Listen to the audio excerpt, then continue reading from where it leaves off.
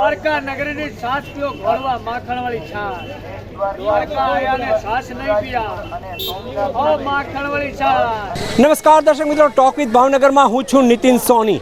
આપણે સાંભળતા હોઈએ છીએ કે દ્વારકા નગરી દ્વારકાધીશ ખાતે મોટી સંખ્યામાં લોકો ભક્તજનો છે દર્શન માટે આવતા હોય છે, પરંતુ કહી શકાય કે દ્વારકા આવેલો જે ભક્તજન છે એ જ્યાં સુધી લસ્સી ન પીવે ત્યાં સુધી તેમની યાત્રા અધૂરી છે. આપણે એ સાથે જોડ્યા છે લસ્સી બનાવનાર, આપણે તેમની સાથે વાત કરવી છે. સાહેબ, કઈ પ્રકારે લસ્સી બનાવો, શું કે? આ અમારા ઘરના દૂધની ભેંસુના દૂધની છાશ છે. અમે દૂધને ગરમ કરીને જમાવી છીએ ને અમે અહીંયા બેટ દ્વારકામાં છાશ દહીં કેટલા વર્ષથી વેચી છે. અમે ચારણ છે માલધારી.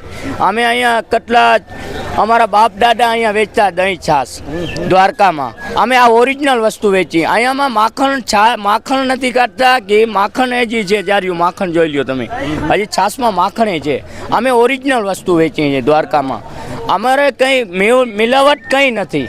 અમારા ઘરનું દૂધની છાશ દહીં અહીંયા ઓરિજિનલ વસ્તુ વેચી છે માણસોને. ભગવાન શ્રી કૃષ્ણ પણ કહી શકાય કે માખણ ખાતા હતા, મિશ્રી ખાતા હતા, એ વાતની પ્રતીતિ અહીં થઈ રહી છે. હા, આ દ્વારકાધીશ પાસે ગાયો હતી એ માખણ ખાઈને મોટા થયા છે અમારા પાસે. માખણ ઘી માખણ ખાઈને દ્વારકાધીશ જ મોટા થયા છે અમારા પાસે. અમે છાશ દહીં ઓરિજિનલ જ વસ્તુ વેચી છે ને આ દ્વારકાધીશ વાળો છે ને એ માખણ ખાઈને જ મોટો થયો છે.